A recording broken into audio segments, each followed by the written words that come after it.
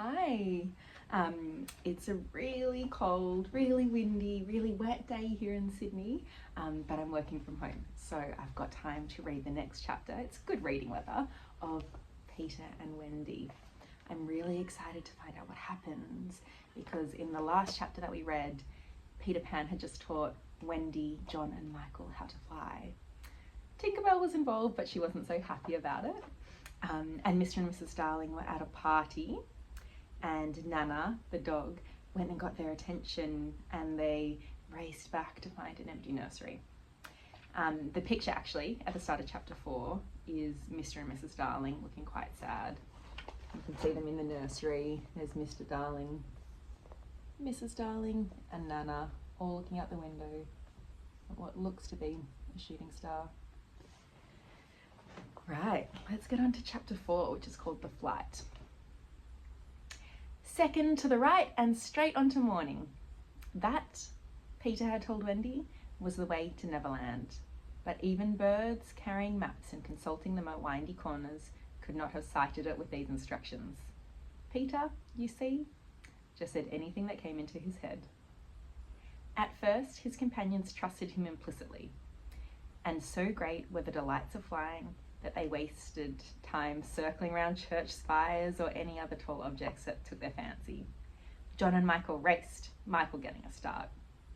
They recalled with contempt that not so long ago they had thought themselves fine fellows for being able to fly around the room. Not so long ago, but how long ago? They were flying over the sea before this thought began to disturb Wendy seriously. John thought it was their second sea and their third night. Sometimes it was dark and sometimes light, and now they were very cold and again too warm. Did they really feel hungry at times, or were they merely pretending because Peter had such a jolly new way of feeding them? His way was to pursue birds who had food in their mouths suitable for humans and snatch it from them. Then the birds would follow and snatch it back, and they would all go chasing each other gaily for miles, parting at last with a mutual expression of goodwill. But Wendy noticed with gentle concern that Peter did not seem to know that this was a rather odd way of getting your bread and butter, nor even that there were other ways. I mean, I've never got my dinner from getting it out of the mouth of a bird. Certainly, they did not pretend to be sleepy. They were sleepy, and that was a danger. For the moment they popped off, down they fell. The awful thing was that Peter thought it was funny, so if they fell asleep, they stopped flying and plummeted down, and Peter thought that was quite funny. "There he goes again," he would cry gleefully as Michael suddenly dropped like a stone. "Save him, save him," cried Wendy, looking with horror at the cruel sea far below. Eventually, Peter would dive through the air and catch Michael just before he could strike the sea, and it was lovely the way he did it. But he always waited to the last moment, and you felt it was his cleverness that interested him, not saving the human life. Also, he was fond of variety, and the sport that engrossed him one moment would suddenly cease to engage him, so there was always the possibility that the next time you fell, he would let you go. He could sleep in the air without falling, by merely lying on his back and floating. But this was, partly at least, because he was so light that if you got behind him and blew, he went faster. "Do be more polite to him," Wendy whispered to John when they were playing Follow My Leader. "Then tell him to stop showing off," said John. When playing Follow My Leader, Peter would fly close to the water and touch each shark's tail in passing. Just as in the street you might run your finger along an iron railing. They could not follow him with much success, so perhaps it was rather like showing off, especially as he kept looking behind to see how many tails were missed. "You must be nice to him," Wendy impressed on her brothers. "What would we do if he were to leave us?" "We could go back," Michael said. "How would we ever find our way back without him?" "Well then, we could go on," said John. "That is the awful thing, John. We should have to go on, for we don't know how to stop." This was true. Peter had forgotten to show them how to stop. John said if the worst came to worst, all they had to do was to go straight on, for the world was round, and so in time they must come back to their own window. And who was to get food for us, John? I nipped a bit out of that eagle's mouth pretty neatly, Wendy. After the 20th try, Wendy reminded him.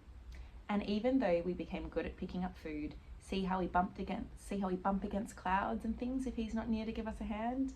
Indeed, they were constantly bumping. They could now fly strongly, though they kicked far too much. But if they saw a cloud in front of them, the more they tried to avoid it, the more certainly did they bump into it.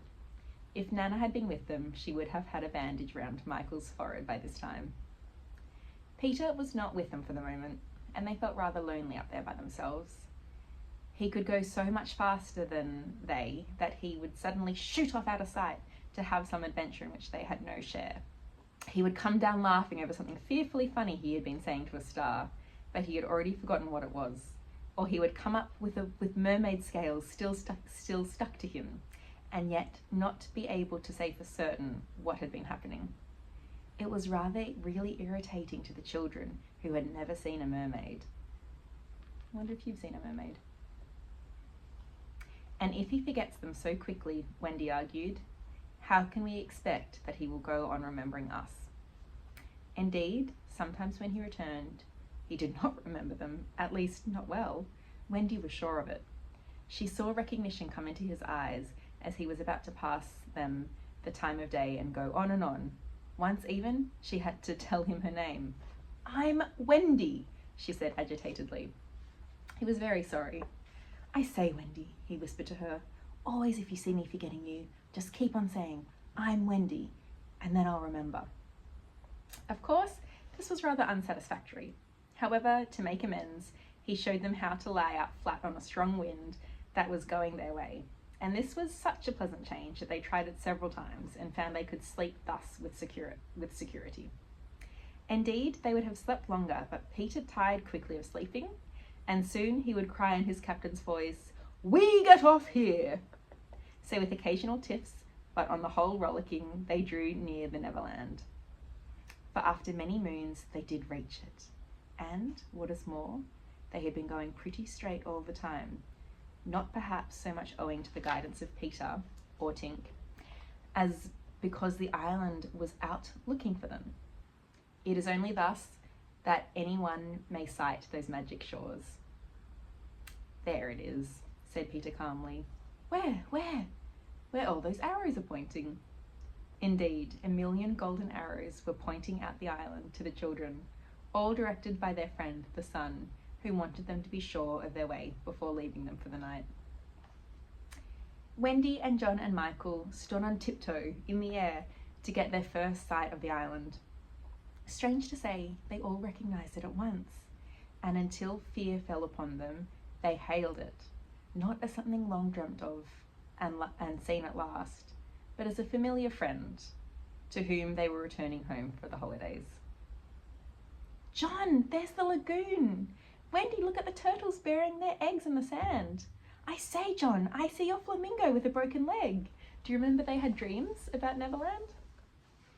Look, Michael, there's your cave. John, what's in the brushwood?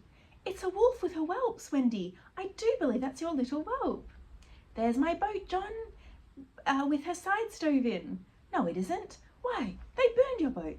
That's her at any rate. I say, John, I see the smoke of the redskin camp. Redskin is what, in the olden days, they used to call Native Americans, but we don't say it anymore. It's not very nice. Where? Show me.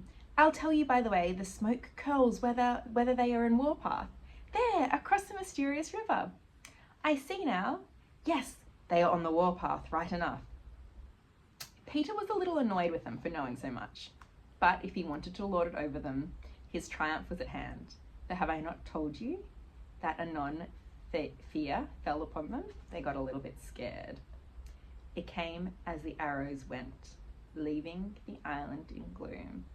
There's an illustration on the next page called Let Him Who Can. It's a great one. I can see Peter, Wendy, and John and Michael. I think they're getting the food out of the birds' beaks. What a great illustration. So they're a bit scared of something. It said, The fear, came as the arrows went, leaving the island in gloom. In the old days at home, the Neverland had always begun to look a little dark and threatening by bedtime.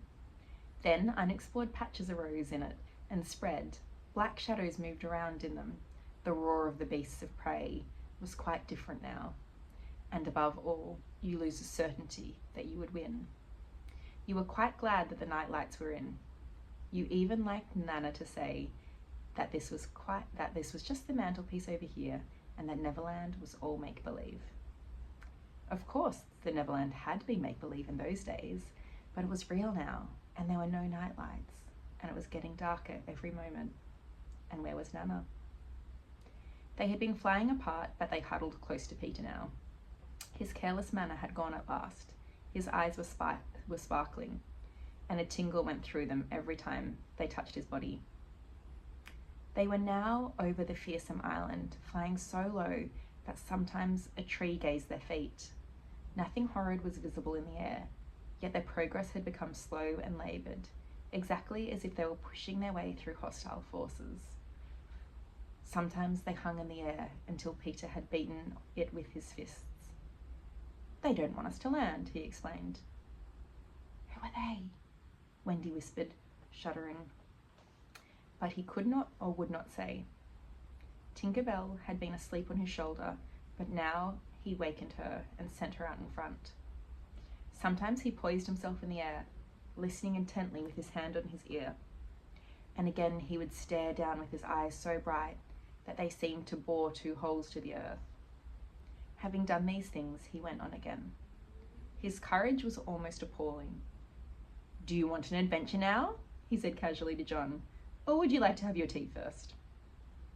Wendy said, "Tea first," quickly, and Michael pressed her hand in gratitude. But the braver John hesitated. "What kind of adventure?" he asked cautiously. "There's a pirate asleep in the pampas just beneath us. That's a type of grass," Peter told him. "If you like, we'll go down and kill him." "I don't see him," John said after a long pause. "I do." "Suppose," John said a little huskily, "he were to wake up?" Peter spoke indignantly.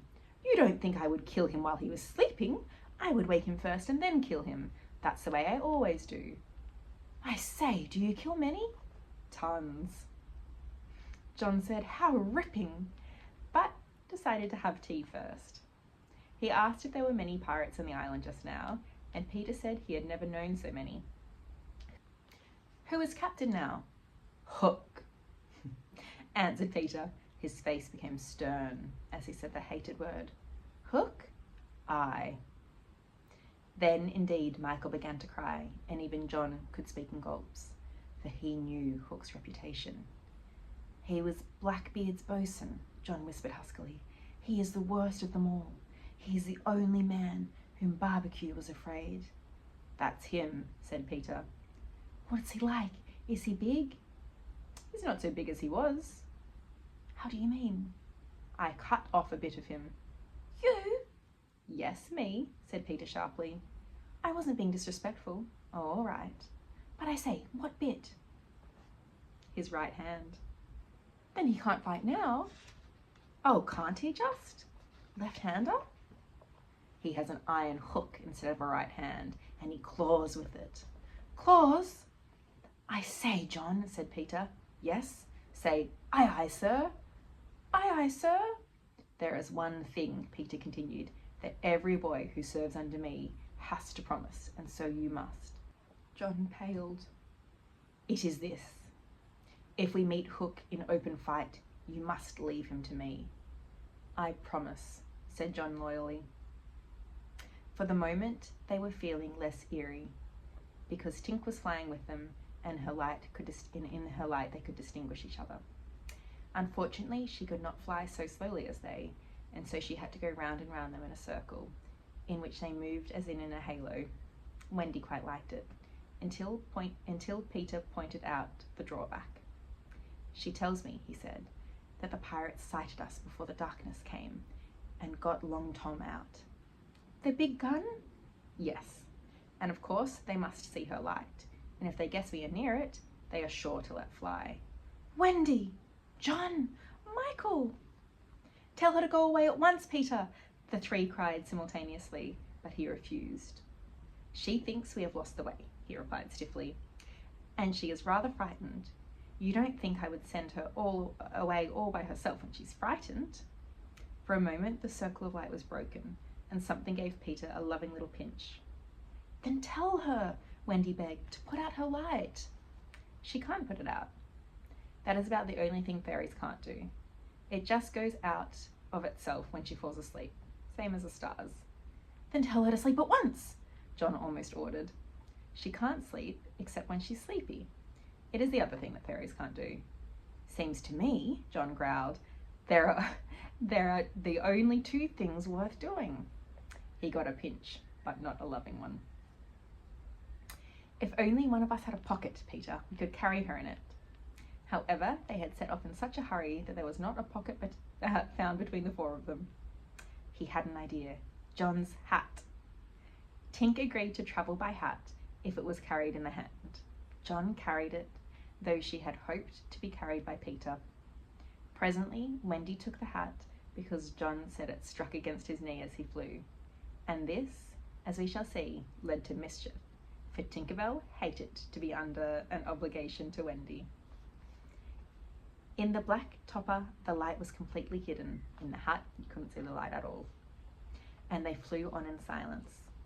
It was the stillest silence they had ever known, broken once by a distant lapping, which Peter explained was the wild beasts drinking at the ford, and again by a rasping sound that might have been found by the branches of trees rubbing together.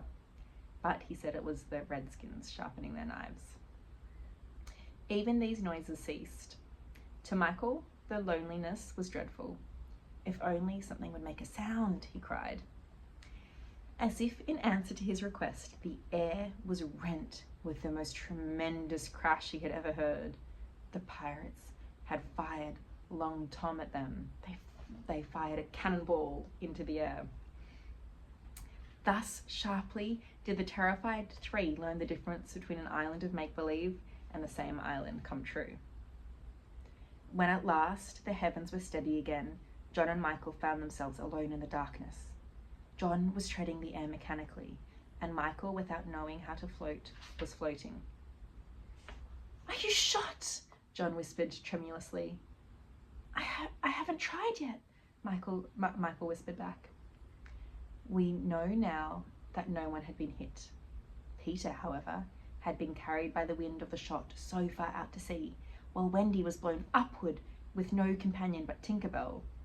It would have been well for Wendy if at that moment she had dropped the hat. I don't know whether the idea came suddenly to Tink or whether she had planned it on the way, but she at once popped out of the hut and began to lure Wendy to her destruction. Tink was not all bad, or rather, she was all bad just now, but on the other hand, sometimes she was all good. Fairies have to be one thing or the other, because being so small, they unfortunately have room only for one feeling at a time. They are, however, allowed to change. Only it must be a complete change. At present, she was full of jealousy of Wendy. What she said in her lovely little tinkle, Wendy could not, of course, understand, and I believe some of it was bad words. But it sounded kind, and she flew back and forward, plainly meaning, follow me and all will be well. What else could poor Wendy do? She called to Peter and John and Michael and got only mocking echoes in reply. She could only hear her own voice coming back. She did not yet know that Tink hated her with the fierce hatred of a very woman. And so, bewildered, and now staggering in her flight, she followed Tink to her doom. Well, that's the end of chapter 4. I really liked learning about the way that Peter flew and would go off on an adventure and would get food from the birds' mouths and would touch sharks' tails. Great to learn about Captain Hook, who has a hook instead of a right hand. Great to learn a bit more about Neverland as well. And I can't wait to find out the next chapter, chapter 5, The Island Comes True. I hope Wendy, John and Michael and Peter can all find each other again. I hope Tink doesn't do anything too bad to Wendy. I'll have to find out next time. See you then.